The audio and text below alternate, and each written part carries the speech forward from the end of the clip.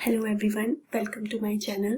तो आज हम अपना very first subject based lecture start करने जा रहे हैं और हमने पिक किया है इंडियन सोसाइटी मॉड्यूल, जो कि यूपीएससी सिलेबस में जीएस 1 के अंडर कवर होता है। एंड इसमें हम अपना फर्स्ट टॉपिक जो लेने वाले हैं वो है salient features of Indian society.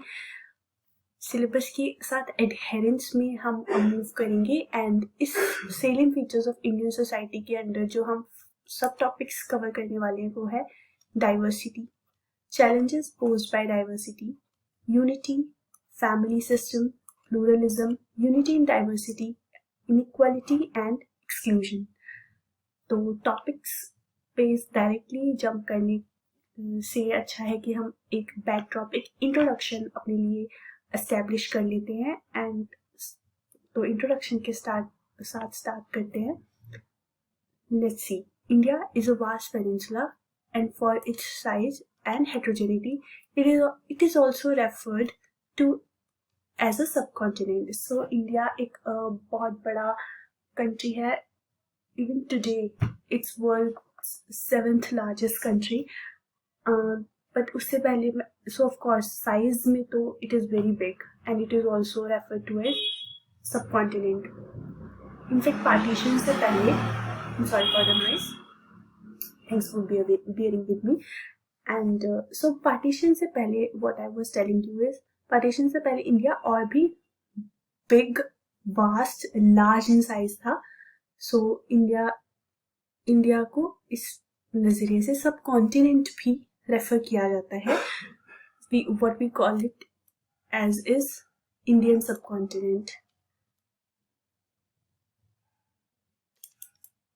That's right.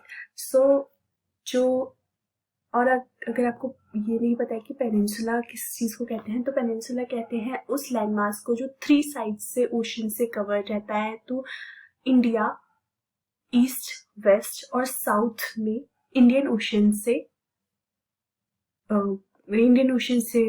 Surrounded है, तो इसलिए उस लैंडमास को हम इंडियन पेनिनसुला भी कहते हैं.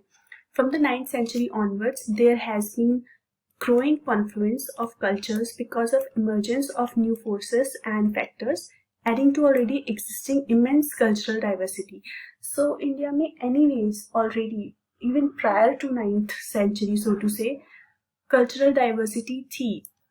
For example, जब आर्यंस, सबसे पहले तो you must all be knowing कि आर्यंस से पहले भी Indus valley civilization was there. फिर उसके बाद आर्यन इन्वेजन हुआ. देन इंडस वैली सिविलाइजेशन के बाद आर्यंस ने अपनी सेटलमेंट्स एस्टैब्लिश की, जिसके बाद महाजनपद्स का क्रिएशन हुआ. तो महाजनपद्स में भी वैरायटी थी. कुछ जनपद्स रिपब्लिक्स थे, कुछ मोनार्कीज थी, हेरिडेटरी किंगशिप मेंटेन करते थे. सो इसी तरीके से तब भी डाइवर्सिटी इंडिया में थी. And from 9th century onwards cultures का और जो कॉन्फ्लुएंस है, जो मिक्सचर है, वो और भी बढ़ता गया, क्योंकि इन्वेजन्स तब स्टार्ट होने लग गए थे. और factors adding to already immense cultural diversity. So these were some factors जिन्होंने 9th century के ऑनवर्ड्स हमारे इंडिया की ऑलरेडी एग्जिस्टिंग डाइवर्सिटी में और ज्यादा वैरायटी ऐड करने का काम किया. A popular estimate states that Indian society dates back to 5,000 years. There is a popular estimate that India is a 5,000 years old society. So even before the 9th century, जैसे कि मैंने आपको बताया, the very beginning is widely accepted, is supposed to be from Indus Valley civilization. During this temporal span, several waves of immigrants representing different ethnic groups, linguistic communities and religious background have mingled with the native population to contribute to its diversity, richness and vitality. Temporal हम timing के लिए use करते हैं word. So time span can be other word for temporal span. तो इस पूरे time period के अंदर मतलब कि India is a 5000 old society, so 5000 year के टाइम स्पेन के अंदर, like from 5000 years ago to till date, there has been several waves of immigrants. मैं आपको बताया कि invasions and in fact pilgrimage के तौर पे Chinese and other people used to come in here, and वो लोग भी अपने साथ अपने कल्चर को रिप्रेजेंट करते हुए कुछ ना कुछ कॉन्ट्रीब्यूशंस लेके आते थे, कुछ ना कुछ वेराइटी एस्टेब्लिश करते थे. डिफरेंट एथनिक ग्रुप्स जैसे कि ग्रीक्स, कुशान्स, हन्स, हुनास जिनको बोलते हैं, जो चाइनीज थे basically. So they were Greek people, they were incoming, there were Arabics, there were Mesopotamian in the Indus Valley civilization. So, and also different linguistic communities were there. Linguistic variety तो आज भी India में कितनी ज़्यादा है. So yeah, और religious background, emergence of Buddhism, Jainism, then coming of Islam, and also different sects under the Hinduism. For example, Vaishnavites, Shaivites, and then there came different sects within the Buddhism and Jainism as well. Then there was Bhakti movement, Sufi movement. Yeah. So there has been a lot of diversity and richness. Our culture has evolved, is evolving due to interaction with people from different cultures, so to say. So as a result of evolution from the prehistoric period to present one, Indian society has been built on a composite culture characterized by heterogeneity of patterns. Heterogeneity means various, variety. So there are number of multiple cultures. There's no homogeneity. So homo means uniform or same, similar, and hetero means more than one, multiple. So because of the such interactions which we have earlier discussed, Indian society has evolved. Evolution has happened, and this evolution has been carried forward since the prehistoric period to the present one. Prehistoric is basically the ancient India period, that is from Indus Valley civilization, so to say, to the present one, like till date. Indian society has been built on composite culture characterized by heterogeneity of patterns. So there has been multiple patterns with respect to culture in the Indian society. So let's delve further deep into diversity, because that is what we are aiming at so far.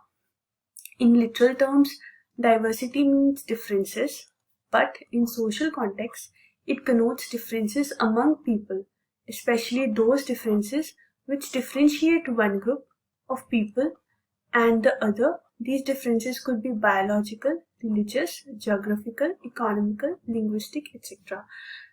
So, diversity in literal terms means, in dictionary meaning of diversity is differences.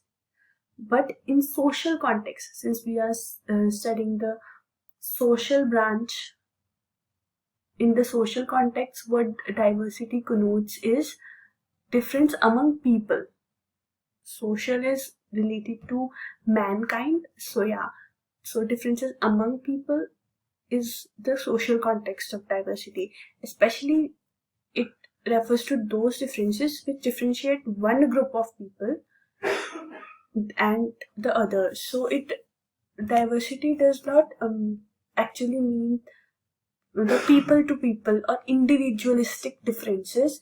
It targets the group of people, a group, an ethnicity, based on ethnicity, based on religion, language, or any other part of culture. So that forms a group, a community of people. So from one group to another group, that sort of difference is what diversity connotes in social context. These differences could be biological, religious, geographical, economical, linguistic, etc.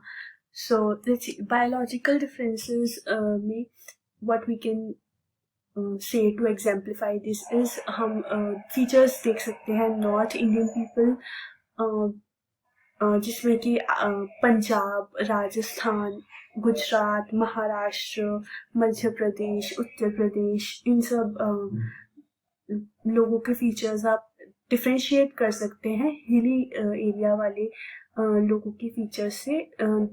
Jin states का मैंने अभी name mention किया है उनके features काफ़ी Aryan influence से हैं and so उनका जो बायोलॉजिकल जीन पूल है वो आर्यन से influence majority of them are.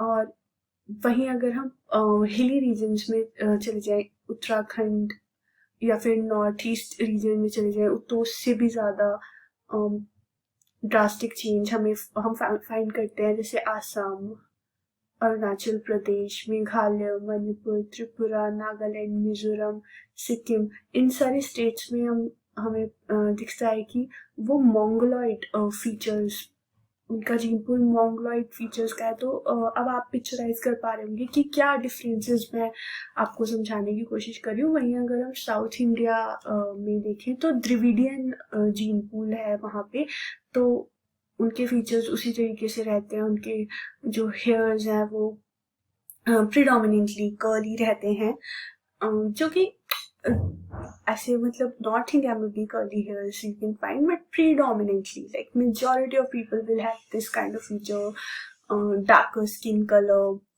and of course थोड़े बहुत differences वहाँ पे भी रह सकते हैं, but then predominantly ऐसे features वहाँ पे you can find.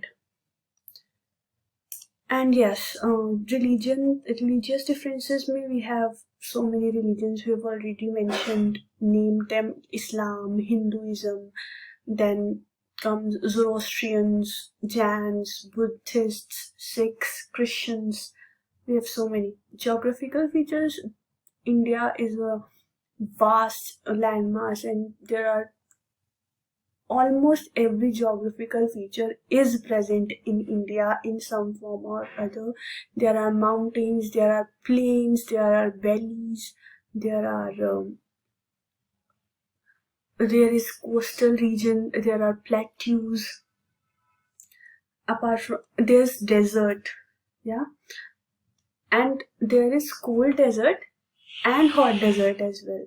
So, and there is a white desert also in Kutch, run of Kutch.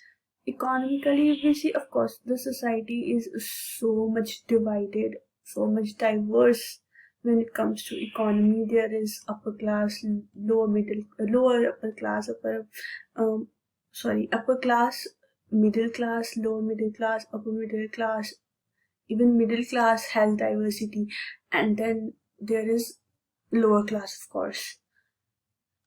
And when languages are concerned, like linguistic diversity is concerned, as far as we have Bengali, Gujarati, Marwari, Punjabi, Garhwali, and etc. etc. etc. So many languages. We have Tamil, Telugu, Kannada. So we have a number of languages that we all know. So examples देख लेते हैं. Racial diversity is the component of biological difference and religious diversity is the component of religious difference. So मैंने आपको ये already समझा दिया है कि racial diversity क्या होती है and religious diversity क्या है.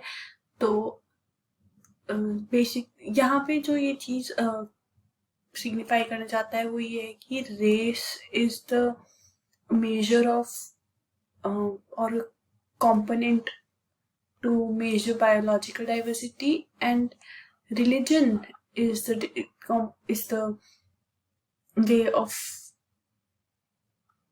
measuring religious differences, or religious differences are the measure of measuring or finding about religious diversity. So religion is the basis of religious diversity, which is very well understood. A race or other genetic features are components of biological differences or biological diversity. Group of people from different race, religions, and cultures represent diversity. Thus, diversity means variety. So ठीक है, ये हम लोग समझ चुके हैं. Diversity in Indian context देख लेते हैं. India is a big country with different geopolitical conditions prevailing across this has caused differences in social evolution of the groups dwelling in the different parts of the country. In addition to geopolitical diversity, interactions with foreigners as a result of invasions, trade, and missionary activities have also imported foreign influences not only in the country but also among social groups which immigrated to India. So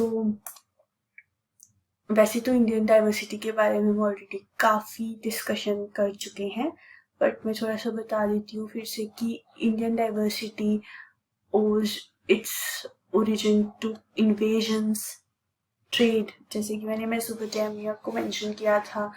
अगर आप lecture को सुनते आ रहे हैं ध्यान से तो आपने नोटिस किया होगा कि मैंने एक जगह मेसोपोटामिया को मेंशन किया था. मेसोपोटामिया और इंडस वैली सिविलाइजेशन की जो इंटरेक्शन है, it was going to trade.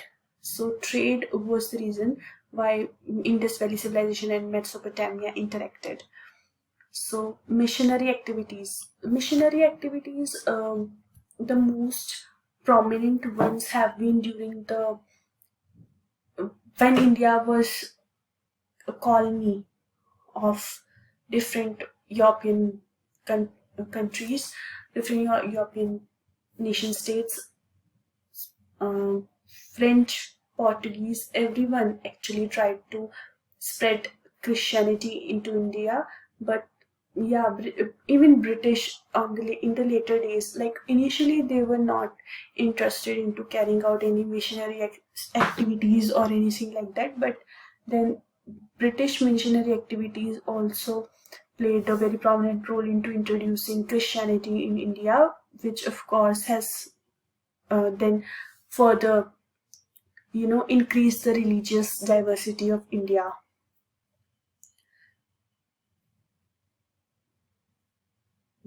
Yes, okay.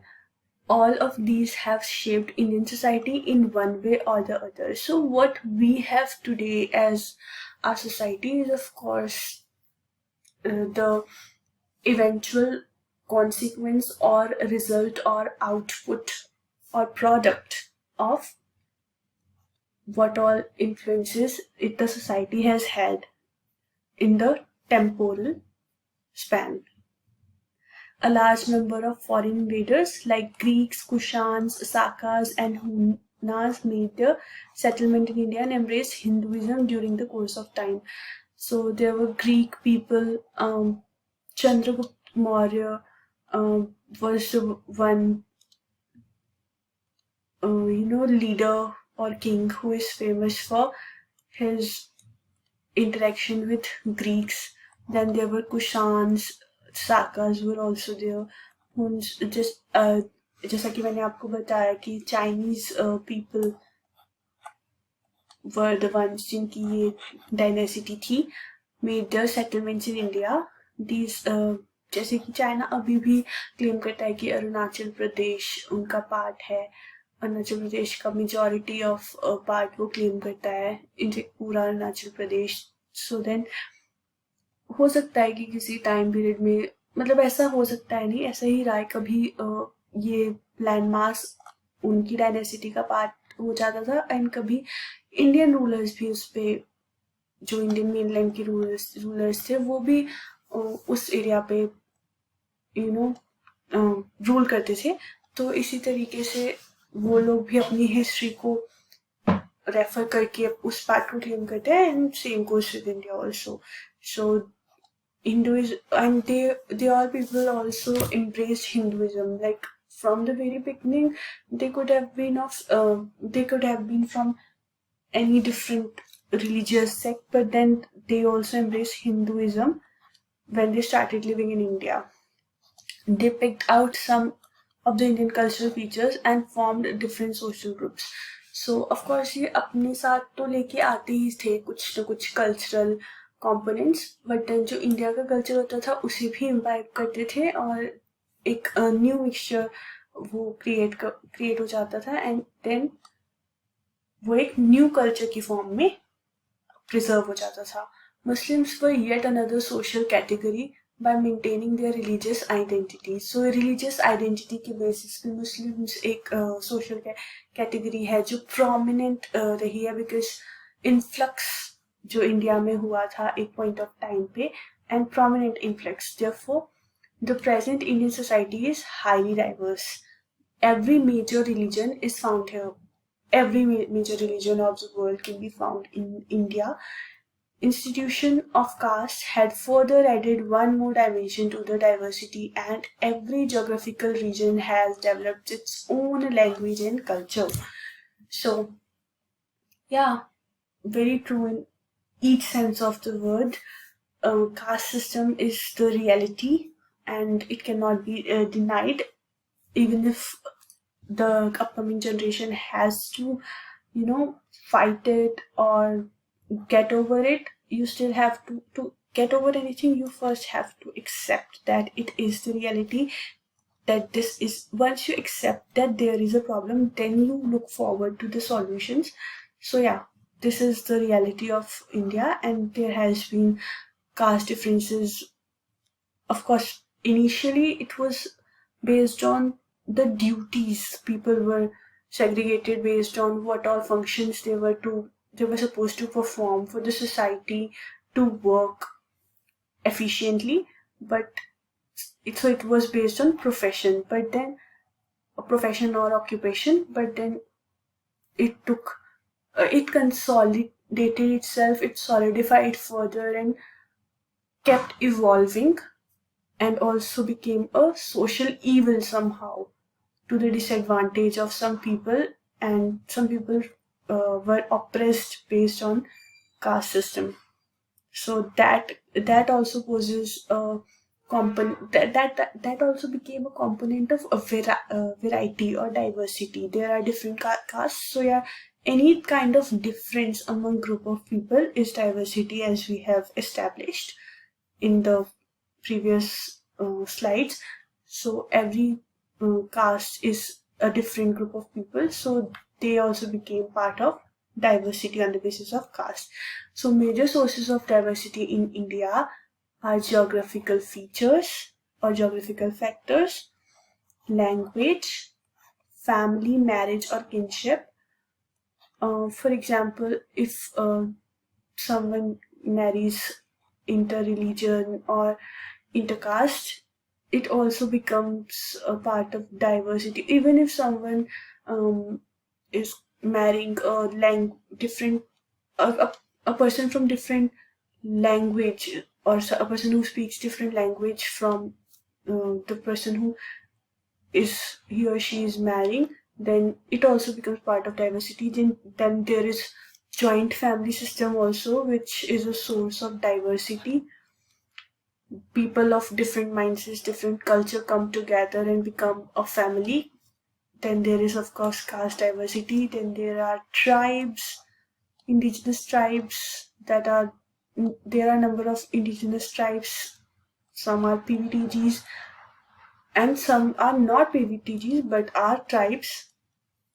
And so those tribes also form part of different the diversity. And then of course region. Religious diversity we have already seen. So regional diversity is also there. Now let's move further and look at what are the disadvantages of diversity. The social tension and conflicts arising from this diversity. So much of diversity and so much on diversity we have discussed. So this diversity creates social tensions and conflicts arising from the diversity leading to growth of divisive tendencies like communalism, regionalism, linguism, etc., present a major threat to social fabric, economic development, and survival of democracy. For example, the movement like that of Khalistan. Then there has been communalism, of course, the Maoist tendencies, the people who are Naxalites, and then there is regionalism. There are conflicts based on people who are from Maharashtra. They have very strong sense of regionalism in themselves. There is a difference within the state of Maharashtra in the Vidarbha and Saurashtra region. Linguism, of course, the language.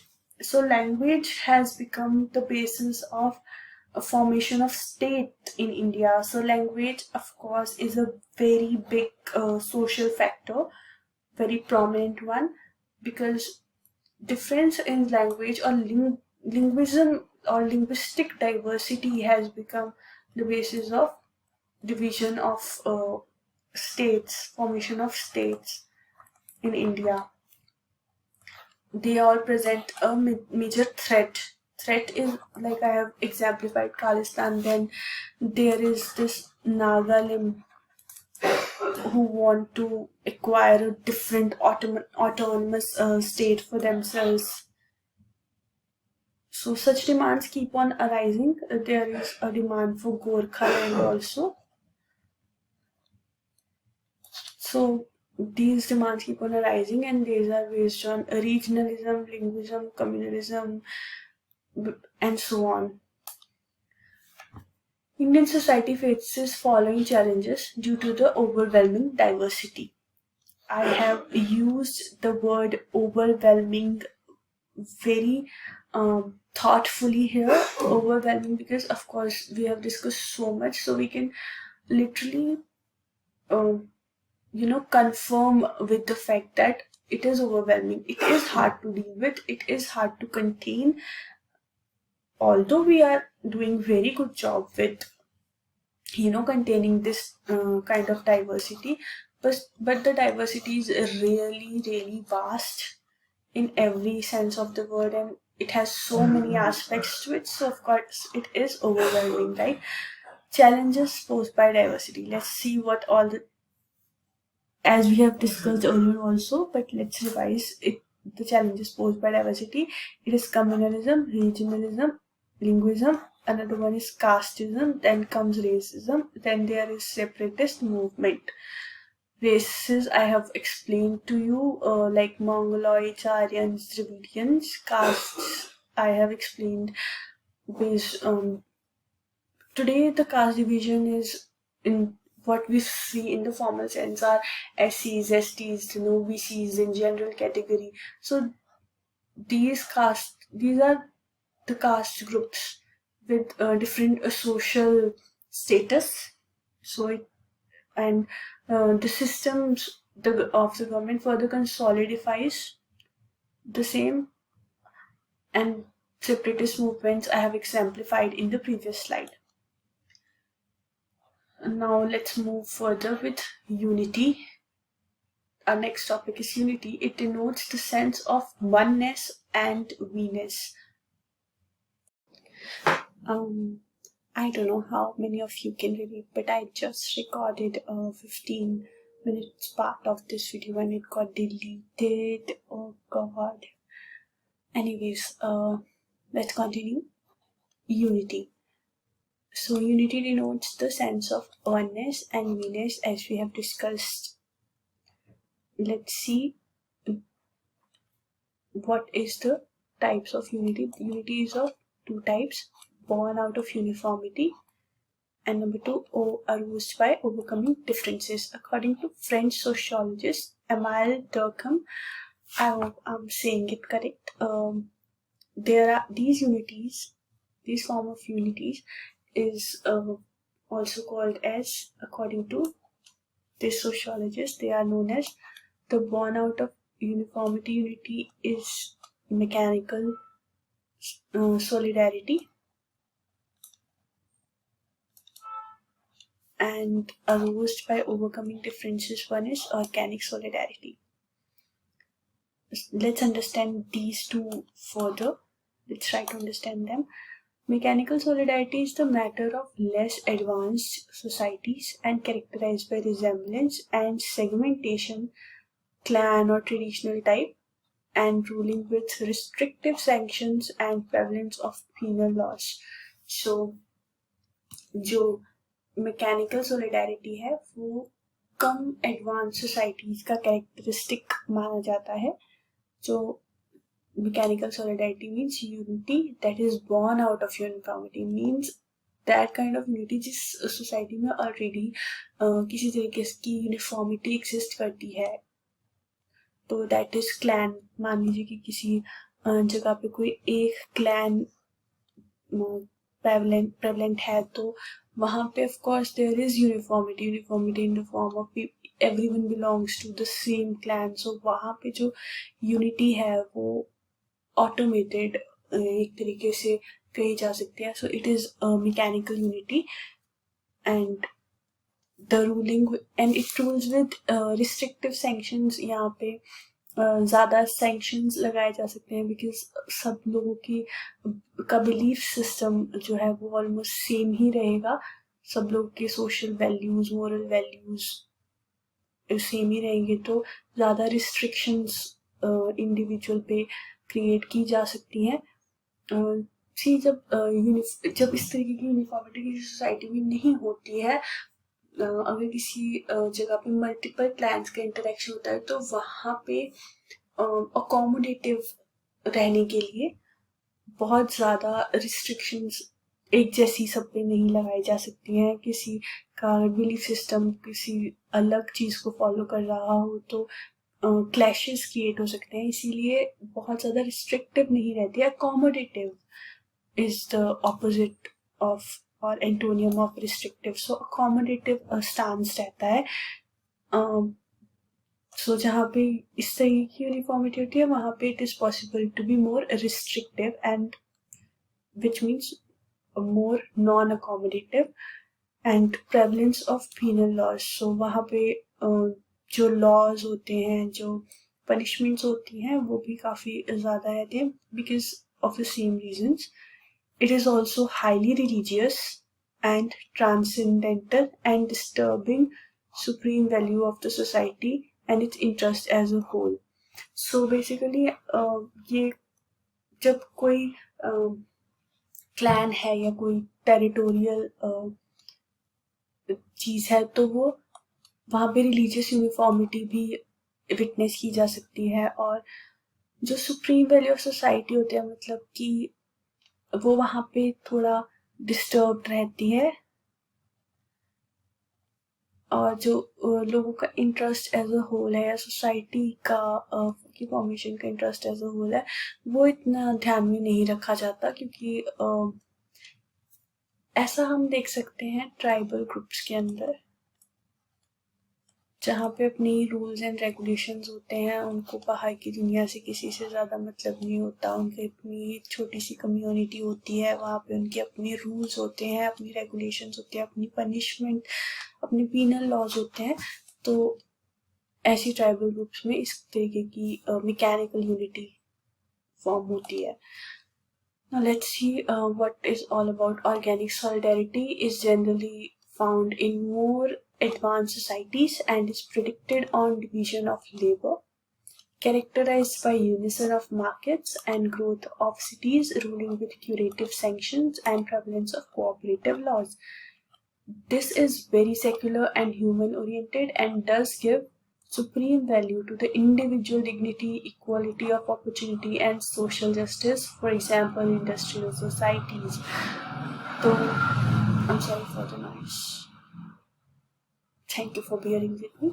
So, organic solidarity जो होती है वो it is found in more advanced societies, and advanced in terms of economy is what majorly emphasized is over here. So advancement in terms of economy is what this advancement signifies. तो यहाँ पे क्या होता है कि labour based divisions ज़्यादा पाई जाती हैं। कुछ लोग जॉब गिवर्स होते हैं, कुछ लोग जॉब सीकर्स होते हैं, एंड देन कुछ लोग एम्प्लॉयर्स होते हैं, कुछ लोग एम्प्लॉयज होते हैं।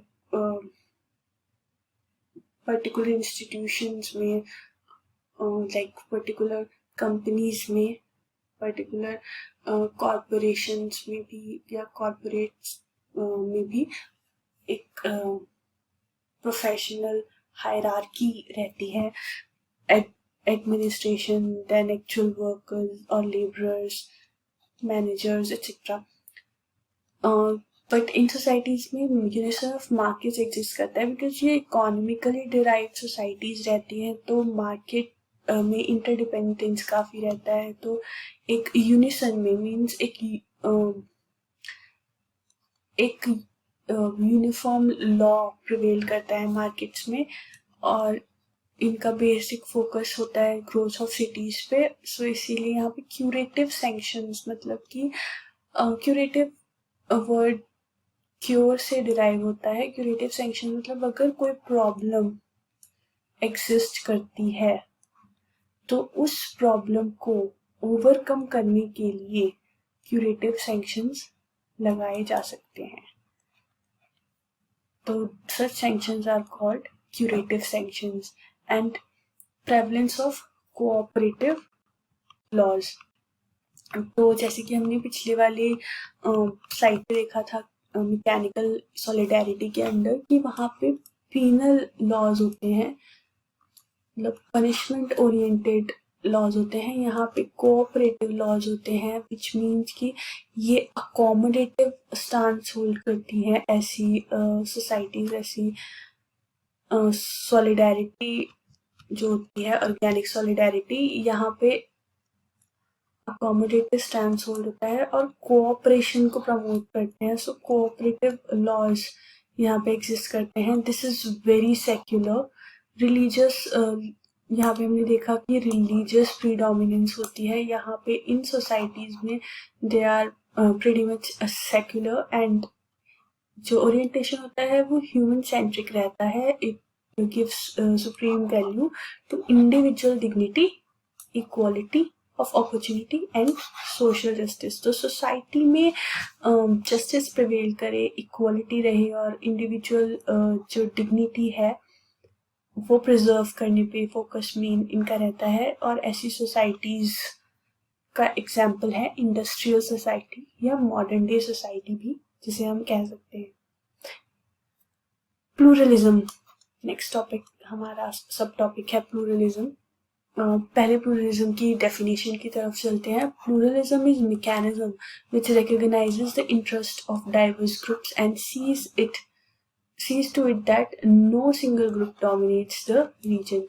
So pluralism एक मैकेनिज्म को कहा जाता है जो इस बात को रिकॉग्नाइज करता है कि जो इंटरेस्ट है डाइवर्स ग्रुप्स का, एंड इस बात को इंश्योर करता है कि कोई भी सिंगल ग्रुप जो है वो डोमिनेट ना करे किसी भी रीजन, और रादर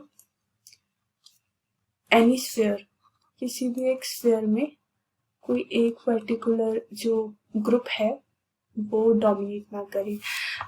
एग्जाम्पल से समझते हैं कि इंडिया में हिंदूज मेजॉरिटी में है, बट जो मुस्लिम्स हैं एंड जो क्रिश्चियंस हैं उनका भी नंबर एक प्रोमिनेंट नंबर है। इतना वो लोग माइनॉरिटी जरूर है, पर ऐसी माइनॉरिटी नहीं जिसे इग्नोर करना अफोर्ड कर सकती है हमारी सोसाइटी। सो जब हम तो प्लूरलिज्म, ये प्लूरलिज्म का मैकेनिज्म है जो उसे एक्टिवेट करती है ये चीज़ कि ये इन लोगों का जो एग्जिस्टेंस है वो ये इंश्योर करता है कि हमारी सोसाइटी में जो हिंदू मेजॉरिटी है वो इन लोगों को किसी भी स्फीयर में एंटायरली डोमिनेट ना कर पाए, इनके इंटरेस्ट को इग्नोर करके इनका इंटरेस्ट सर्व नहीं हो सकता। प्लूरलिज्म इन इंडियन कॉन्टेक्स्ट देख लेते हैं. रिलीजियस प्लूरलिज्म जिसकी हमने अभी बात की.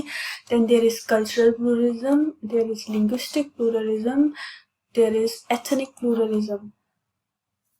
अपार्ट फ्रॉम, अब आगे बढ़ते हुए हम समझते हैं थोड़ा और.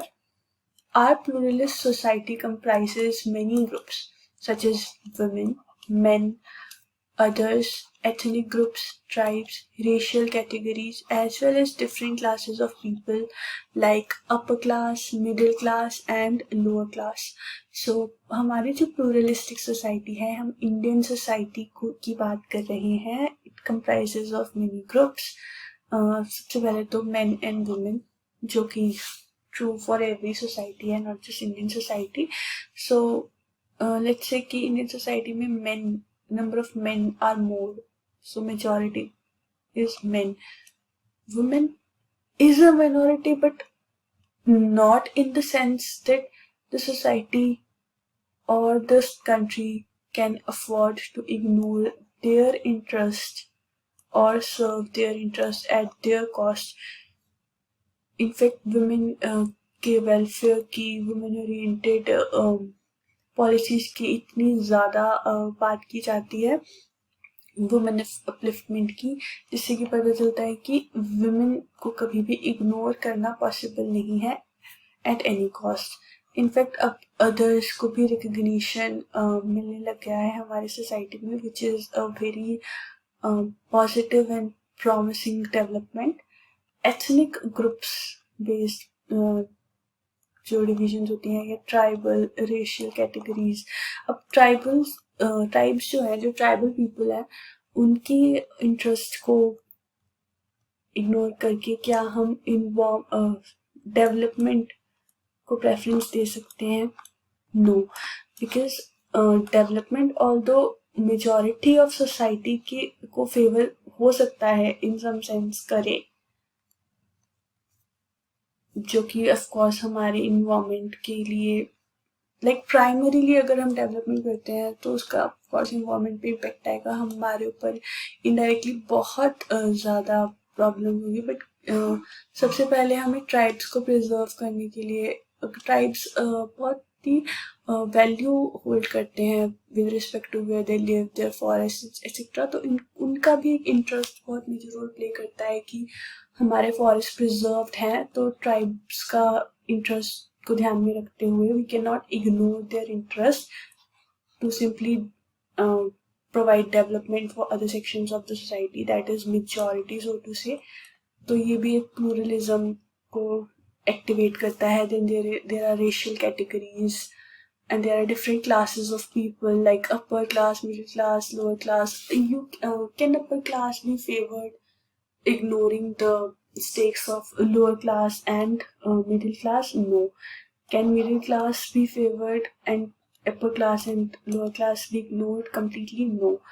अगर गवर्नमेंट पॉलिसीज लेके आती है फॉर द लोअर क्लास, तो वो अपर क्लास के लिए भी यानी कि कॉर्पोरेट्स के लिए भी टैक्स को कम रखती है, परसेंट ऑफ टैक्स को रिड्यूस करती है. ओके, सो देखते हैं आगे. In order to attain their goals, each group must negotiate with other groups and make compromises wherever possible required, because in a diverse society, each group is bound to pursue its own interest.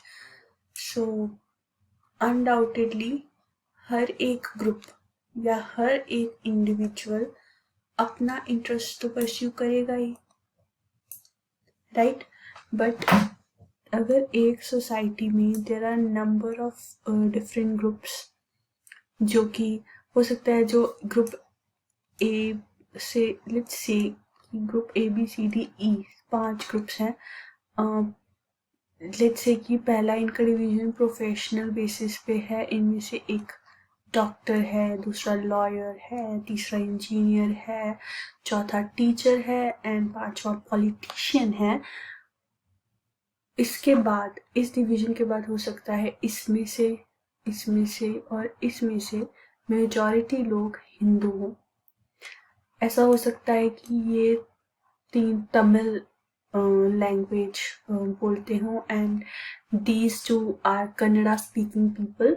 सो हर एक aspect में इनकी division अलग अलग है, इनके interest अलग अलग हैं, और अगर हर कोई अपना इंटरेस्ट परस्यू कर रहा है तो क्लियरली एक टाइम पे जब कुछ नंबर ऑफ पीपल का इंटरेस्ट सर्व हो रहा है तो कुछ नंबर ऑफ पीपल को कॉम्प्रोमाइज भी करना पड़ सकता है. But at the same time अगर वो पहले कॉम्प्रोमाइज करेंगे तो एक उनका मोरली ऑब्लिगेशन भी दूसरों के ऊपर क्रिएट होगा कि नेक्स्ट जो इंटरेस्ट है वो उनको फेवर करे, जो नेक्स्ट जो भी डिसीजन या पॉलिसी है वो उनके साथ उनको फेवर करे, सो दैट उनका जो पहले कॉम्प्रोमाइज इस्टेब्लिश हुआ है वो कॉम्पनसेट हो सके. तो इस तरीके से सोसाइटी वर्क करती है. आगे देखते हैं. This pluralism is reason why politicians design policies that try to please as many groups as they can. This makes the political system more responsible to the people rather than ruled by a particular group.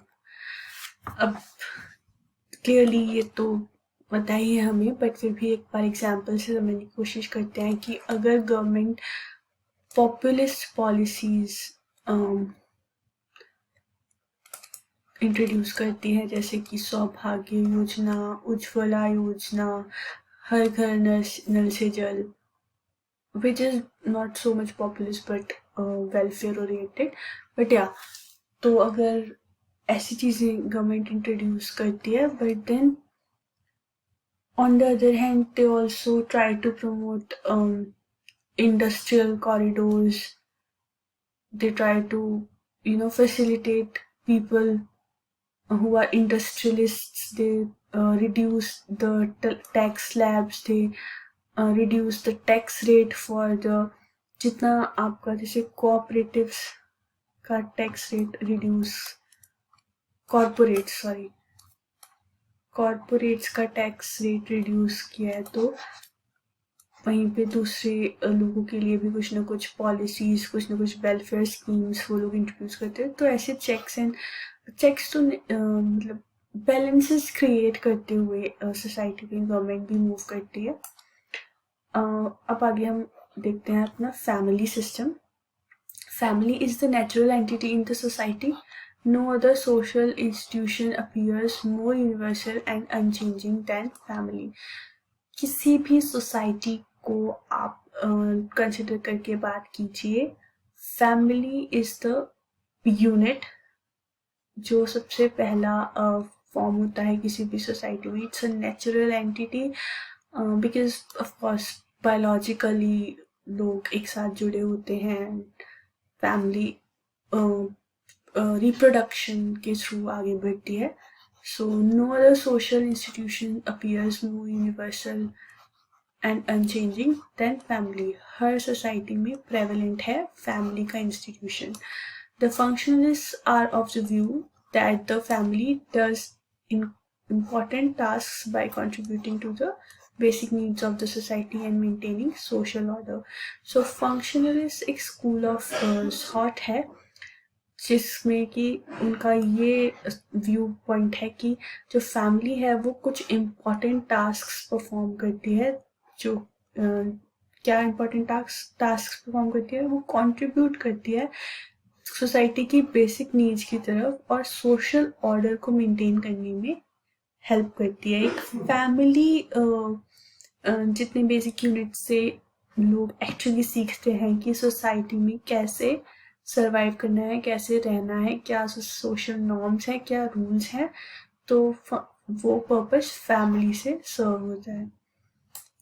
Moving on, many studies suggest that families need not be nuclear in an industrial pattern of economy that is trends based on experience of one society cannot necessarily be generalized. So जैसे कि हम सब जानते हैं कि आजकल nuclear families बहुत prevalent हैं, बट इस बात का कोई भी साइंटिफिक एविडेंस इतना ज़्यादा नहीं है. इनफैक्ट कुछ स्टडीज़ हैं जो ये सजेस्ट करती हैं कि ज़रूरी नहीं है कि किसी इंडस्ट्रियल सोसाइटी में फैमिलीज न्यूक्लियर ही हों, क्योंकि और एक चीज़ ये भी है कि अगर कहीं पे ये चीज़ प्रेवलेंट हुई भी है कि कोई इंडस्ट्रियल सोसाइटी फॉर्म होने के बाद या होने के साथ साथ न्यूक्लियर फैमिली को प्रेवलेंस मिला है, तो किसी एक जगह का एक्सपीरियंस या किसी एक सोसाइटी का एक्सपीरियंस बाकी सभी जगह पे जर्नलाइज करके फॉलो नहीं किया जा सकता।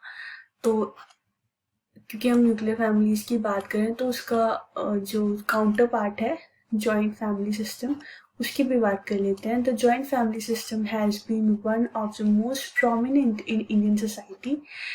Iravati Karve, Indian sociologist, asserts that joint family consists of group of people who have who generally live under one roof, eat food cooked in one kitchen and hold property in common. तो joint family system India में जैसा कि हम सब जानते हैं कि बहुत प्रोमिनेंट है। तो इंडियन सोशियोलॉजिस्ट हैं जो इरावती कार्वे, वो जॉइंट फैमिली को किस तरीके से डिफाइन करती हैं। She says that joint family consist of group of people जो कि एक जगह रहते हैं, एक छत के नीचे रहते हैं, एक किचन में बना हुआ खाना खाते हैं और उनकी जो प्रॉपर्टी है वो भी कॉमनली होल्ड की जाती है। नेक्स्ट देखते हैं, job transfers, postings, livelihood opportunities, businesses and trades are the most important pull factors against joint family in contemporary India. तो क्योंकि आज के टाइम पे इंडिया भी एक बहुत फास्ट डेवलपिंग इकोनॉमी है, इंडस्ट्रियलाइजेशन की तरफ एब्सोल्युटली अनडाउटेडली इंडिया काफ़ी इंडस्ट्रियलाइज हो चुका है और आगे होता जा रहा है। तो कुछ फैक्टर्स जैसे कि जॉब ट्रांसफर्स हैं और एडमिनिस्ट्रेशन में हम देखते हैं पोस्टिंग्स होती हैं, गवर्नमेंट सर्विसेज में सब में ही एक्चुअली पोस्टिंग्स का प्रेवलेंस रहता है। लाइवलीहुड अपॉर्चुनिटीज़ इसके अलावा जितनी भी हैं, बिजनेस है, ट्रेड है, ये सब मतलब जितने भी इकोनॉमिक फैक्टर्स हम देख रहे हैं यहाँ पे वो पुल फैक्टर बनते जा रहे हैं आज की सोसाइटी में जॉइंट फैमिलीज के अगेंस्ट। मतलब वो जॉइंट फैमिलीज को पुल अपार्ट करते हैं, डिवाइड करते हैं लोगों को न्यूक्लियर फैमिलीज की फॉर्म में। तो आज के टाइम पे कंटेम्प्रेरी इंडिया में ये चीज़ बहुत ज़्यादा प्रेवलेंट है।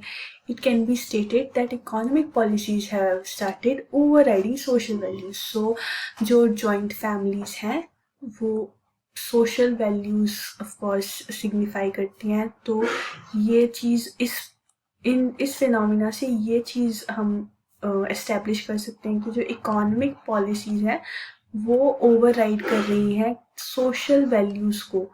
तो इकोनॉमिक let's see, एक second. Yeah, this is what I wanted to write. Economic is greater than social. ये प्रेफरेंस है लोगों की आज के टाइम पे।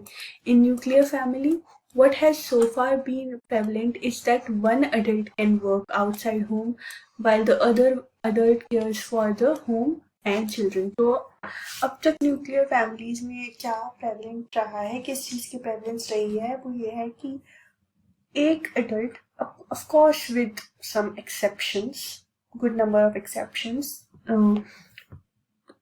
प्रेवलेंट यही रहा है कि just a second,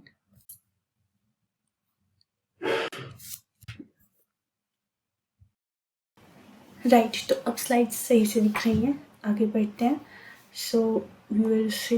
I was saying is in nuclear family, what has so far been prevalent is that one adult can work outside home while other adult cares for the home and children. So अभी तक nuclear families में ये क्या मतलब of course with numbers of exceptions, जैसे कि मैंने बोला कि nuclear families में prevalent रहा है कि एक adult which is mostly the husband जो कि काम करता है एंड बाहर जाकर लाइवलीहुड अर्न करता है, and then there is wife slash women जो कि घर पे रहकर घर का और बच्चों का ध्यान रखती हैं, उनकी केयर करती हैं। बट आगे देखते हैं कि क्या इसका कॉन्ट्राडिक्टरी व्यू है। This vision is biased that is not simply gender unjust, but empirical studies across cultures and history show that it is unrealistic. तो किसी भी एक सर्वाइवल के लिए ये चीज़ जेंडर बायस्ड ऑफ कोर्स है ही, you can not deny the fact, because एक सोशल स्टिग्मा क्रिएट हो जाता है। लाइक ये चीज़ किसी भी रीजन से जस्टिफाइड अगर करनी हो कि अगर आपको इसका आंसर देना हो why women is staying home, why it is women only who is suppose to stay home, तो क्लियरली उसका कोई और रीज़न नहीं है apart from the gender stigmatization, gender stereotypes की they are suitable for certain works and not suitable for other kind of activities, which has no scientific basis and are completely unrealistic, cannot be proven by any logic across cultures, and history show that it is unrealistic. बहुत सारी studies ने भी ये चीज़ find की है और इतिहास भी गवाह है, जैसा कि मैंने बोला कि ये चीज़ बिल्कुल अनरियलिस्टिक है। सो आगे बढ़ते हैं, यूनिटी इन डाइवर्सिटी टॉपिक पे हम आ गए हैं। Indian society is characterized by its unity amidst diversity as it exhibits several factors of diversity through it, though it compromises various factors of unity. The several factors of unity can be seen in the following context.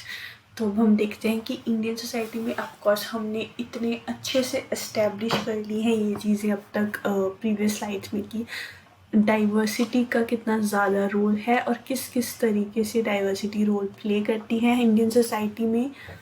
But अब हम देखेंगे कि unity amidst diversity किस तरीके से prevalent है Indian society में, किस तरीके से एग्जिबिट होती है और क्या फैक्टर्स हैं जिससे हमारी जो सोसाइटी है वो इतनी सारी डाइवर्सिटी के बाद भी यूनिफाइड है। तो पहला फैक्टर है agriculture being the predominant occupation of India, irrespective of किस रिलीजन का पर्सन है या किस एथनिसिटी का, किस लैंग्वेज को बोलने वाला पर्सन है, एग्रीकल्चर इंडिया में एक प्रीडोमिनेंट ऑक्यूपेशन है, चाहे वो तमिलनाडु हो, पंजाब हो, हर जगह majority section of the society is engaged in agriculture as an economical activity. Indian Constitution and its uniqueness. तो इंडियन कॉन्स्टिट्यूशन में ऑफ कोर्स बहुत सारे यूनिक फीचर्स हैं, यूनिक तो है ही इंडिया का कॉन्स्टिट्यूशन, बट उससे ज़्यादा बड़ी बात ये है अगर हम यूनिटी इन डाइवर्सिटी के कॉन्टेक्स्ट में बात करें कि एक constitution, a single constitution is governing such diversity of people. Of course it is possible due to some features which are very unique to Indian Constitution. And next is parliamentary form of government providing for federal structure. So एक parliament में हर तरीके की diversity का person आके represent करता है अपने अपने सेक्शंस को, और वो एक पार्लियामेंट फॉर्म करते हैं सब लोग मिलके, जहाँ पे डिबेट्स एंड डिस्कशंस होती हैं, पॉलिसीज़ फॉर्मुलेट होती हैं, बिल्स पास होते हैं। और ऐसा नहीं है कि अगर किसी एक सेक्शन ऑफ सोसाइटी का के लिए वर्क हो रहा है तो उसमें किसी उसी पर्टिकुलर सोसाइटी के लोग पार्टिसिपेट करेंगे, बल्कि सब सेक्शन ऑफ सोसाइटी के लोग मिलकर उस पर्टिकुलर बिल को क्लियर करते हैं, पर्टिकुलर बिल को पास करने के लिए वोट करते हैं।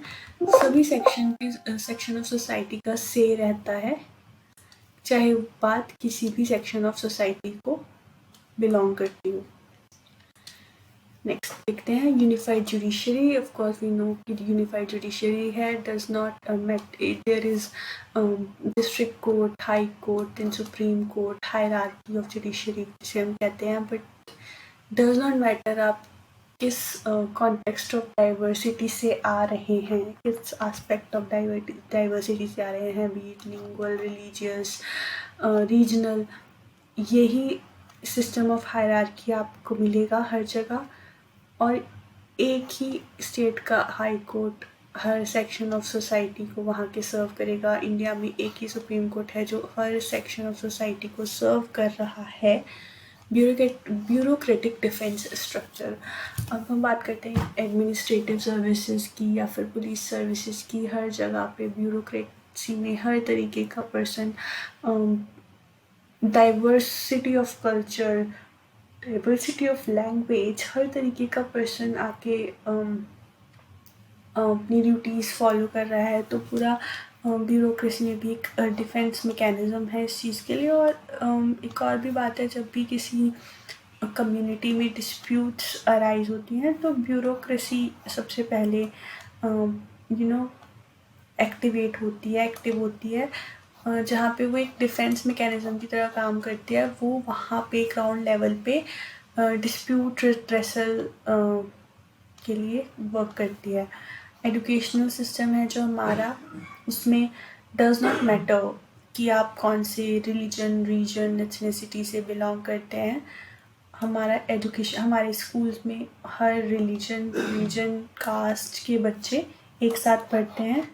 तो हमारा एजुकेशनल सिस्टम भी यूनिटी को प्रमोट करता है। यूनिफाइड ट्रांसपोर्टेशन एंड कम्युनिकेशन है। कोई भी हिंदू या मुस्लिम्स या क्रिश्चियंस के लिए अलग अलग ट्रेन नहीं चल रही हैं, अलग अलग बसेस नहीं चल रही हैं, अलग अलग ट्रांसपोर्टेशन सिस्टम प्रेवलेंट नहीं है। सब लोग एक ही जैसा ट्रांसपोर्टेशन सिस्टम और कम्युनिकेशन सिस्टम यूज़ करते हैं। ऐसा नहीं है बिल्कुल कि वाईफाई है जी बस क्रिश्चियंस ही यूज़ करेंगे, ऐसा तो नहीं है।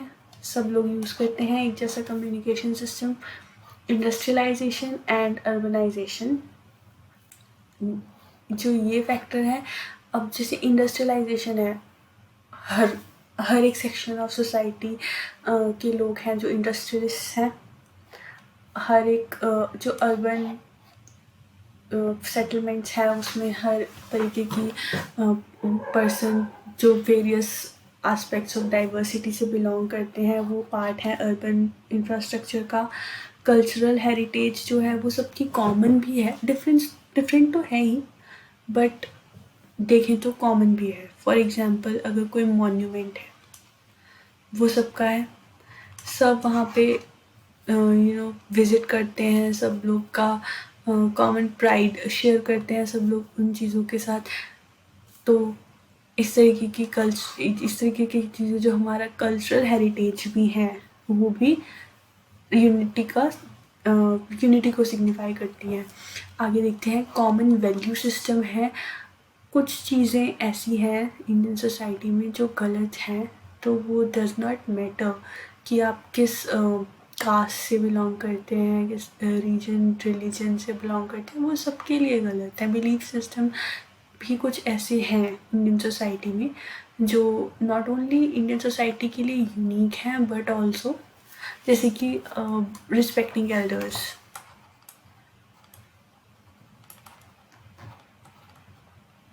राइट। ये एक एग्जाम्पल है कॉमन वैल्यू सिस्टम का। सेक्युलरिज्म प्रमोट करता है ऑफ कोर्स यूनिटी को।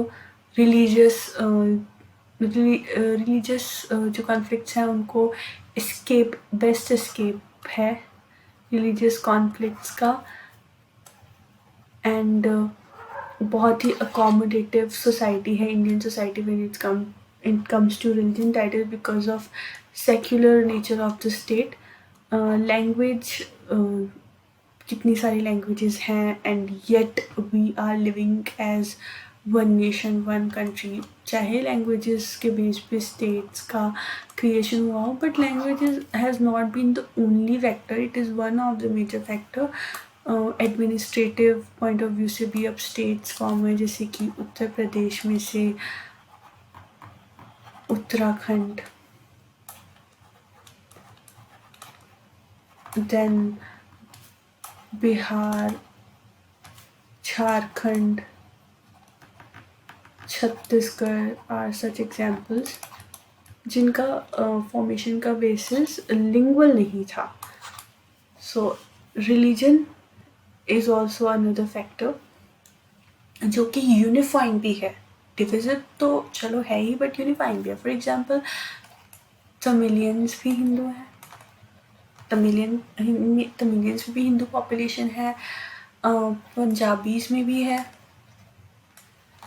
गुजरातीज में भी है. तो religion also becomes a unifying factor. Next देखते हैं. Let's try to understand further deeply. इस जो चीज़ें हमने अभी अभी बिल्कुल पॉइंट फॉर्मेट में, बुलेट पॉइंट फॉर्मेट में डिस्कस किया, उसको थोड़ा सा डीपली समझते हैं, थोड़ा सा पर्सपेक्टिव क्रिएट करने की कोशिश करते हैं चीज़ों को लेके, ताकि हम मीन्स को अप्रोच कर सकें. Politically India is a sovereign state. The same constitution and parliament govern the entire territory of it.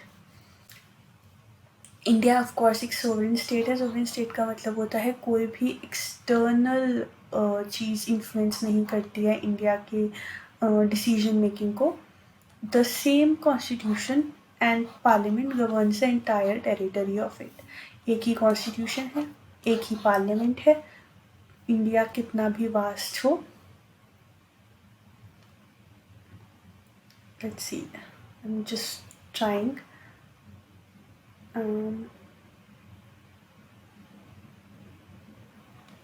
Yeah, so India कितना भी वास्ट हो, बट देन सेम ही जो पार्लियामेंट है वो सबके लिए वर्क करता है, सबके लिए पॉलिसीज़ फॉर्मुलेट करता है. पूरी टेरिटरी को सेम पार्लियामेंट के थ्रू गवर्न किया जा रहा है. नेक्स्ट देखते हैं.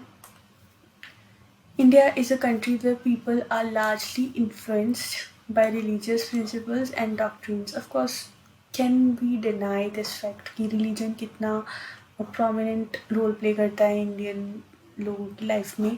In this context, temple culture and temple architecture reflected in the network of shrines and sacred places act as another source of unity of India. From Badrinath to Kedarnath in the north, to Rameshwaram in the south, Puri in the east, to Dwarka in the west, the religious shrines and holy rivers are spread across the length and breadth of the country. अब religion क्योंकि एक बहुत prominent factor है, तो जो religious places हैं जैसे कि temples, जैसे कि बद्रीनाथ हो गया, केदारनाथ हो गया, उसके बाद रामेश्वरम साउथ में, पूरी ईस्ट में, और द्वारका वेस्ट में. ये सब टेम्पल्स हैं. ये प्रोमिनेंट टेम्पल आर्किटेक्चर्स हैं इंडिया के. हर एक रीजन के लोग जो हैं, जो हिंदुइज्म को फॉलो करते हैं, हर एक के लिए उतनी ही इम्पोर्टेंस ये सब टेम्पल श्राइन्स रखते हैं. और जो होली रिवर्स हैं वो सबके लिए ही बहुत ज़्यादा सिग्निफिकेंस रखती हैं, चाहे वो कंट्री की लेंथ में देखें या ब्रेथ में. यानी कि टेरिटोरियल फॉर्म में आप कहीं पे भी हो, आप उन टेम्पल श्राइन्स को वैल्यू करेंगे. आप जो होली रिवर्स हैं उनको वैल्यू करेंगे, चाहे आप कंट्री की लेंथ के कॉन्टेक्स्ट में बात करें या ब्रेथ के कॉन्टेक्स्ट में.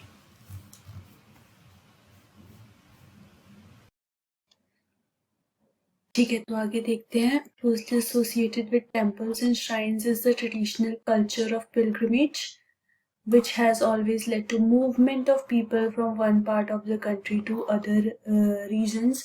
तो जो ये pilgrimage का ट्रेडिशन हमारे कल्चर में एग्जिस्ट करता है, इससे क्या होता है कि लोग एक पार्ट से दूसरे पार्ट में विजिट करते हैं. फॉर एग्जाम्पल, मैं आपको एग्जाम्पल देती हूँ अपना. आई have visited MP, Ujjain. So of course, due to religious reasons, Mahakal का जो मंदिर है, आई हैव विजिटेड देयर. मुझे एग्जैक्टली मंदिर का नेम अभी स्ट्राइक नहीं हो रहा. आई थिंक महाकालेश्वर ही नाम है मंदिर का. And I have visited Ujjain, and that's why I have visited MP. Otherwise कोई भी रीजन नहीं होने वाला था for me to visit MP. Because I have no with my family I visited, तो कोई भी रीज़न नहीं होने वाला था कि मैं अपनी फैमिली के साथ यहाँ पे जाऊँ, क्योंकि ना तो मेरा कोई रिलेटिव एमपी में है, सिर्फ उज्जैन में छोड़िए पूरी स्टेट में मेरा कोई रिलेटिव नहीं है, ना मेरा कोई इकोनॉमिकल इंटरेस्ट वहाँ से सर्व होता, ना कोई और। तो because of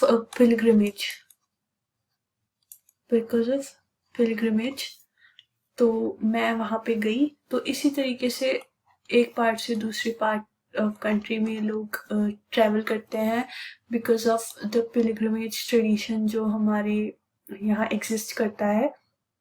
for example the famous shrines at Tirupati सब लोग ने सुना होगा। रामेश्वरम को आप रिकॉग्नाइज कर सकते हैं। वाराणसी ऑफ कोर्स बहुत इनफेक्ट फॉरेन टूरिस्ट अट्रैक्शंस के लिए बहुत ज़्यादा प्रोमिनेंट साइट है Varanasi. And Ajmer as well. तो अजमेर शरीफ जो दरगाह है वहाँ पे बोथ हिंदूज एंड मुस्लिम्स का बहुत ज़्यादा रिलीजियस बिलीफ और फेथ का इन्वेस्टमेंट है। And then Pushkar is famous for the Kumbh Mela and Brahma Mandir, and then Golden Temple, although it belongs to Sikh religion, Sikh community, but Hindus and Jains भी काफ़ी ज़्यादा visit करते हैं। Tourist attraction भी है golden temple.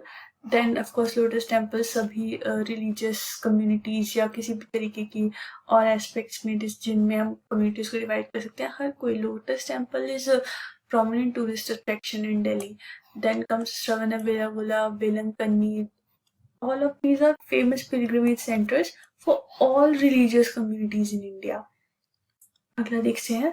Pilgrimage has played a significant role in promoting interaction and cultural affinity among the people living in the different parts of India, despite the regional diversity, accommodation, and tolerance are some of the remarkable qualities of Indian culture.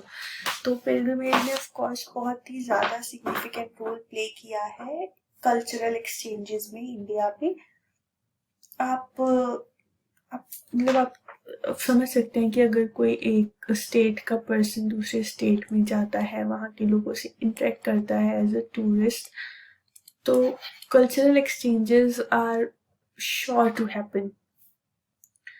The first और इसके अलावा accommodative बहुत है India का कल्चर। Tolerance of course India में quality है religious tolerance की,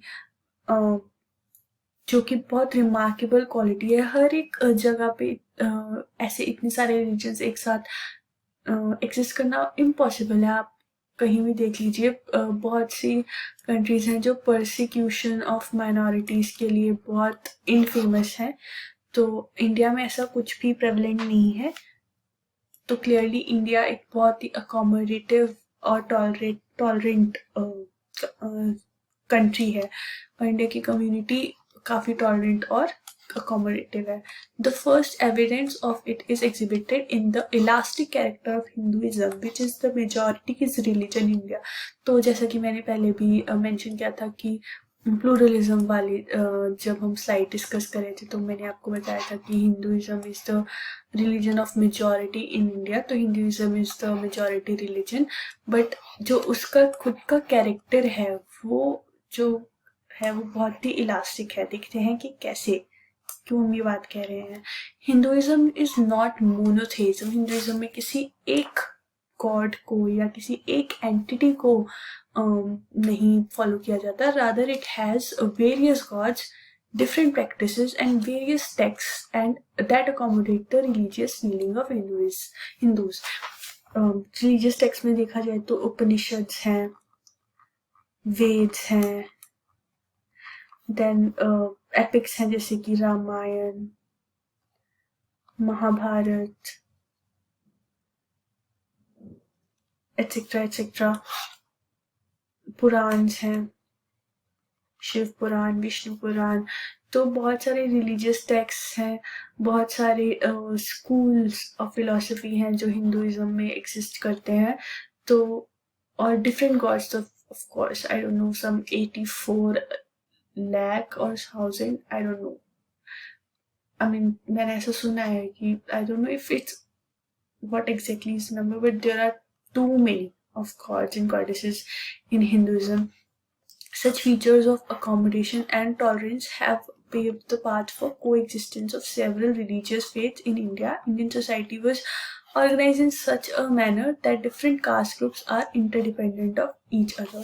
तो ये वाला पॉइंट हम आगे डिस्कस करेंगे कि how caste were actually meant to be interdependent on each other. But एक बार फिर से emphasize करना चाहूँगी कि तो एक बार फिर से एम्फोसाइज करना चाहूँगी कि इंडियन सोसाइटी का जो कैरेक्टरिस्टिक है टॉलरेंस का और कोएग्जिस्टेंस का, उसकी वजह से सेवरल रिलीजियस फेथ्स इंडिया में एग्जिस्ट करते हैं, कोएग्जिस्ट करते हैं. अब देखते हैं कि इस वाली स्टेटमेंट का सेकंड स्टेटमेंट का क्या मतलब एस्टेब्लिश कर पाते हैं हम. Indian village life is characterized by jajmani relations. Jajmani relations समझते हैं अब क्या होता है. That include various rituals, social practices and economical interchange. The complete social order at the local level was involved in the जजमानी links. So क्या मैं आपको ऐसे समझा देती हूँ सबसे पहले कि जजमानी सिस्टम किस चीज़ को कहते हैं. जजमान होता है जो सर्विस लेता है, और जो सर्विस देता है वो जो जिसको सर्विस दे रहा होता है उसको एज जजमान उसको एड्रेस करता है. तो उस जैसे कि आपने अभी भी अगर कहीं सुना हो सकता है तो वो है फ्रॉम द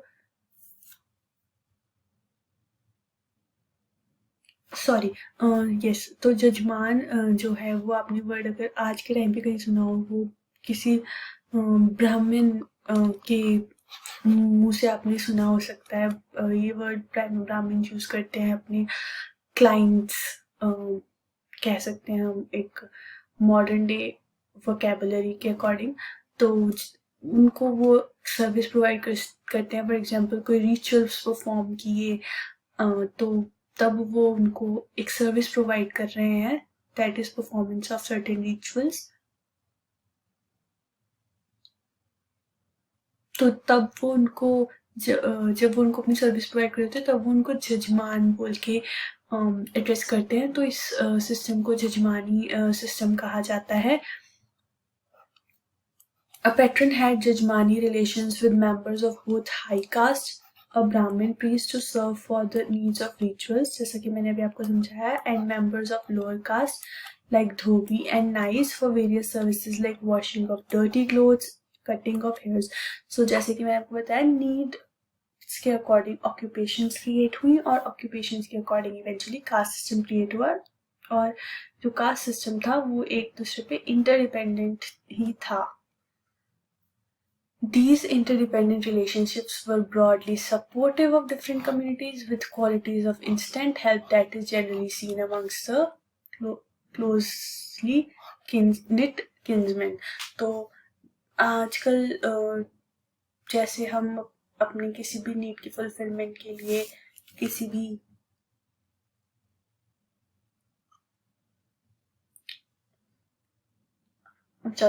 किसी भी नीड की फुलफिलमेंट के लिए, किसी भी सर्विस के लिए, किसी भी हेल्प के लिए हम लोग जैसे कि अपने क्लोजली निट किन्समैन पे मतलब closely knit kids and kins को अप्रोच करने पे प्रेफर करते हैं. उसी तरीके से कुछ एक कम्युनिटी होती थी. एक मान लीजिए एक किंग है, उसका एक राजगुरु होगा. ये टर्मिनोलॉजीज ऑफ कोर्स आपने माइथोलॉजीज में बिल्कुल सुन रखी होंगी, तो मैं उन्हीं से रिलेट करके आपको बताऊंगी. तो ये हो गया वो ब्राह्मण. तो king is here jajman, because of which the system is called jajmani system. और एक हो गया राज सेवक होते हैं जिनमें आ गया माली, then dhobi, then nai, Babar. तो ये सब dhobi is washerman and mali is gardener.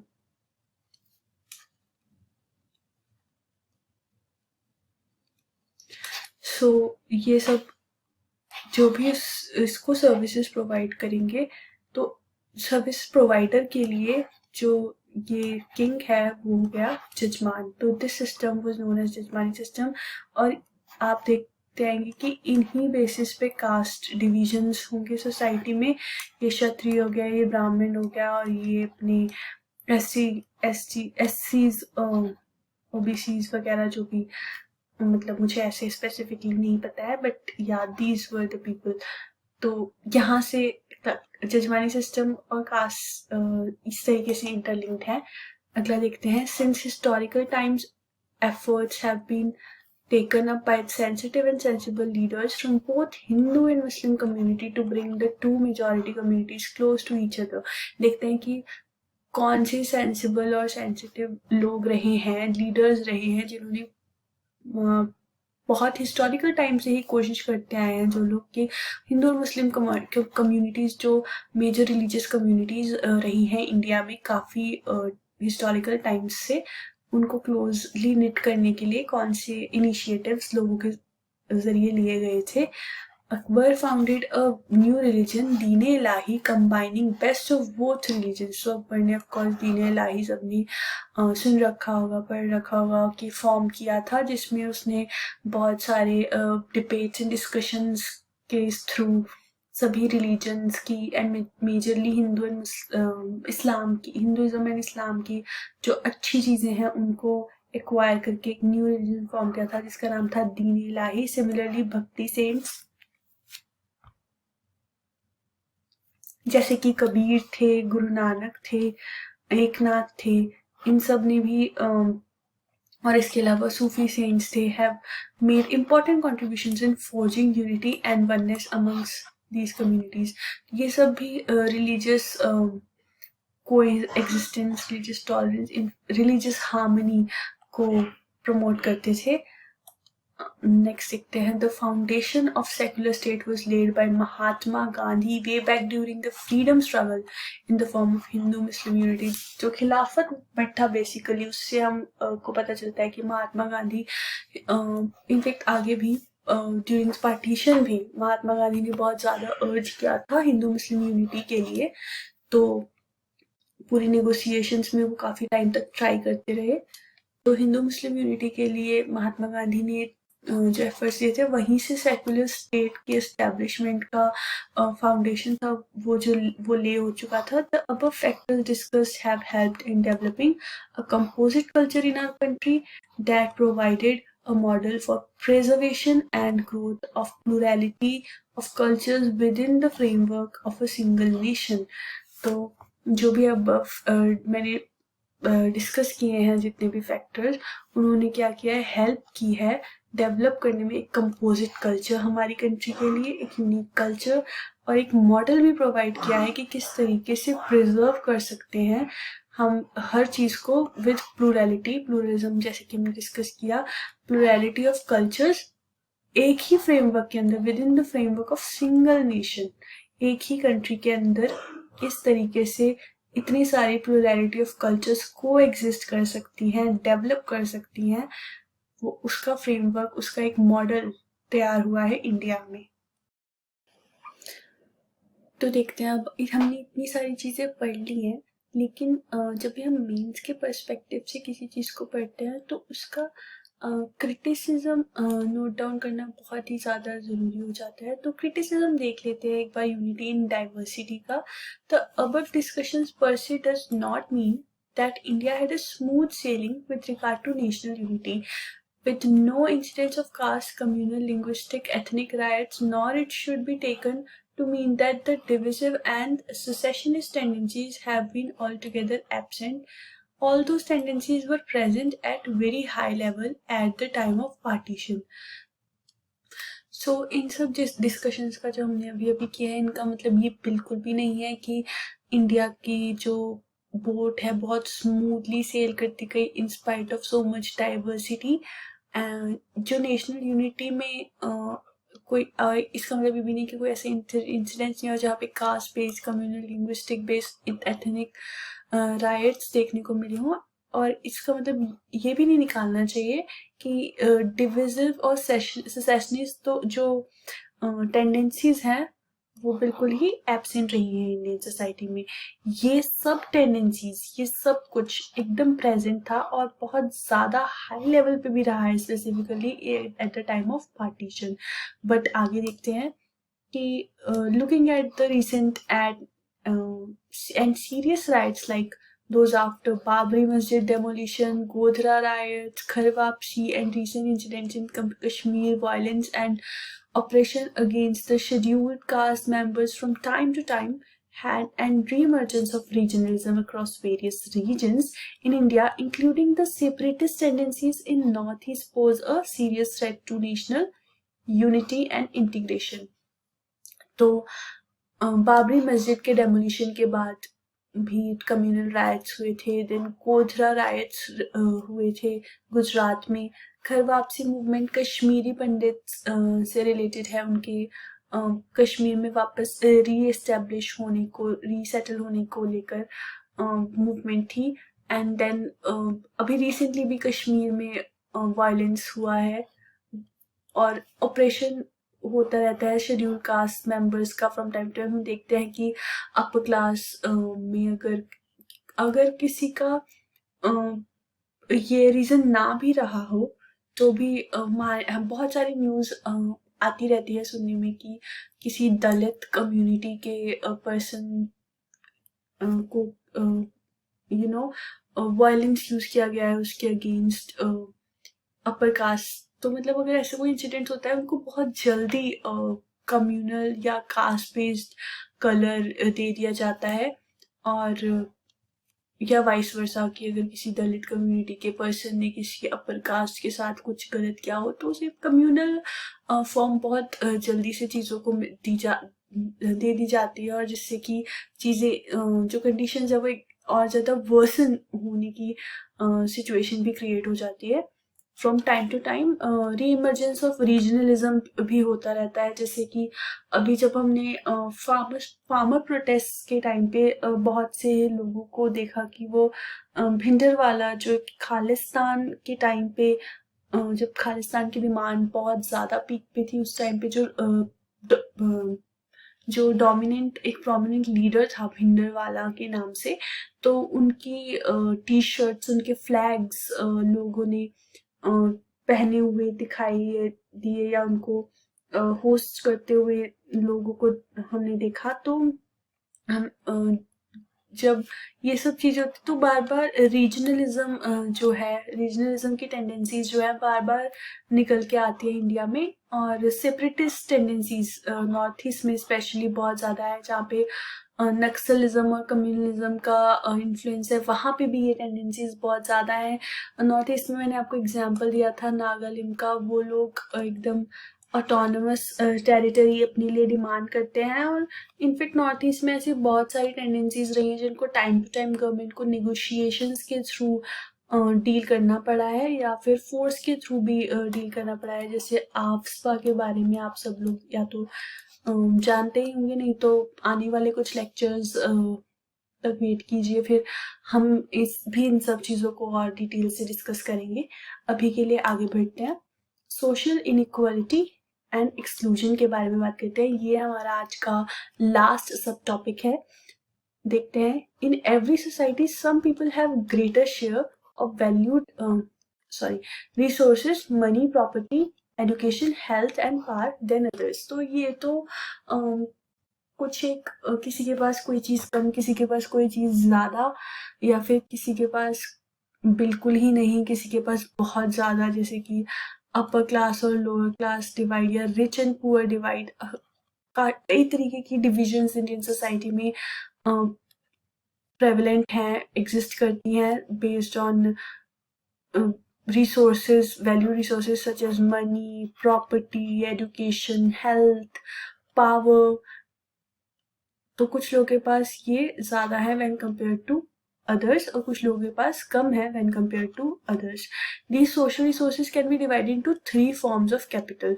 तो ये जो social resources हमने ऊपर डिस्कस किए हैं, एग्जाम्पलीफाई किए हैं, इनको 3 फॉर्म्स में फर्दर फॉर्म्स ऑफ कैपिटल में फर्दर डिवाइड किया जा सकता है.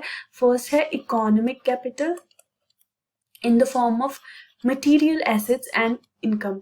तो मटेरियल एसेट्स जैसे कि प्रॉपर्टी, लैंड, पोजेशंस और इनकम हो गया. इन सब चीज़ों को हम इकोनॉमिक कैपिटल के अंडर सेग्रीगेट कर सकते हैं. Then comes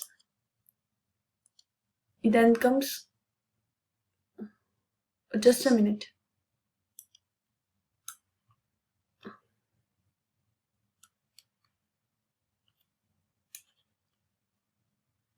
Okay, no problem. Let's see. तो उसके अलावा कल्चरल कैपिटल है जो सेकंड हमारा फॉर्म ऑफ कैपिटल है, वो cultural capital such as educational qualifications and status.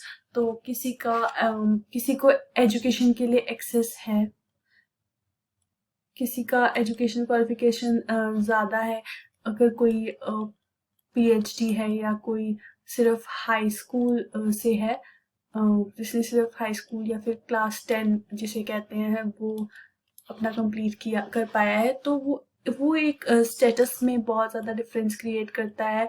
Literate illiterate का बहुत ज़्यादा सेग्रीगेशन है इंडियन सोसाइटी में. तो क्योंकि सब लोग लिटरेट नहीं है इंडिया में, इलिटरेसी काफ़ी ज़्यादा है अभी भी, तो इस वजह से ये कल्चरल कैपिटल का फॉर्मेशन इंडिया में सेग्रीगेट करता है लोगों को. और दूसरा है social capital in the form of network of contacts and social associations. तो किनशिप, फ्रेंडशिप भी बेस्ड होती है सोशल आपका स्टेटस के ऊपर, और ये एक सोशल कैपिटल का फॉर्म भी बन जाता है. जो लोग ज़्यादा बड़े बड़े लोगों को जानते हैं, जिनकी ज़्यादा चीज़ों में अप्रोच है, जहाँ तक जिसकी जितनी ज़्यादा अप्रोच है उसको उतनी ज़्यादा प्रिविलेज्ड है, उसको उतनी ज़्यादा रिसोर्सेज एक्सेसिबल हैं. तो often these three form of capital overlap and one can be converted into other. For example, अगर किसी के पास कैपिटल है इकोनॉमिक, तो वो एजुकेशन को एक्सेस कर सकता है, जिसके पास नहीं है वो नहीं कर पाएगा. तो economic capital can be converted into cultural capital and same is true for social capital as well. अब अगर किसी के पास सोशल कैपिटल है तो वो उसके पास इकोनॉमिक कैपिटल एक्वायर करने की अपॉर्चुनिटीज ज़्यादा होंगी. उसको वो प्रिविलेज रहेगा इस चीज़ में कि जिसके पास पावर है और पावरफुल लोगों के साथ नेटवर्क है, उनको इकोनॉमिक अपॉर्चुनिटीज ज़्यादा इजीली एक्सेसिबल होंगी और इनको फेवर भी मिलेंगे. Patterns of unequal access to social resources are commonly called social inequality. तो इसी तरीके के पैटर्न्स जिनमें अनइक्वल एक्सेस होता है सोशल रिसोर्सेज जो कि हमने अभी देखे, which is economic capital in the form of material assets and income, which is social capital which is cultural capital such as educational qualification and status, social capital in the form of network of contacts and social associations. तो ये सारे जो social resources हैं, ये तीनों are commonly called, जब इनका एक अनइक्वल एक्सेस होता है तो उसी फिनोमिना को कॉमनली कहते हैं social inequality. Okay, I hope आपको समझ आया होगा ये. और यही सोशल इनइक्वालिटीज एक्सक्लूजन को लीड करती हैं. मैं आपको समझाती हूँ कि कैसे ये सब टेक प्लेस करता है. पता नहीं ये चीज़ सब क्या हो रही है. एनीवेज, मैं इस पेन के साथ समझाने की कोशिश करती हूँ तो आपको ये ज़्यादा विजिबल भी रहेगा. In spite of all of this, I hope. Let's see. Anyways, तो देखते हैं कि चलो ठीक हुआ. तो ठीक है, तो जैसे एक्सक्लूजन पे हम आते किस तरीके से, जिन लोगों के पास कैपिटल नहीं है सोशल या कल्चरल, लेट्स से कल्चरल, तो क्या कोई इलिटरेट पर्सन लिटरेट्स की किसी गेट टुगेदर में पार्टिसिपेट कर सकता है, नहीं कर सकता, वो एक्सक्लूड कर दिया जाएगा, एक्सक्लूड हो जाएगा ऑलमोस्ट ऑटोमेटिकली, वहां से एलिमिनेट हो जाएगा। तो इसी तरीके से और भी कई तरीके के सोशल एक्सक्लूजन्स लोगों को फेस करने पड़ते हैं because of lack of economic resources, unequal access to economic resource, economic capital, social capital and cultural capital. Right. So that's it for today. Oh my god, what is happening? I don't know. There's some technical glitch, but I'll figure this out in the upcoming lectures. That's it for this video. Stay tuned for the upcoming ones and kindly consider liking the video, subscribing to the channel and sharing the video with your peers. If you find it useful, do share with your peers. Please do not hesitate. Show your support. Please feel free to comment down below for interacting. You can show your support by leaving a simple hi in the comment section, and I assure you to acknowledge that in my upcoming videos. Thank you so much. That's it for today.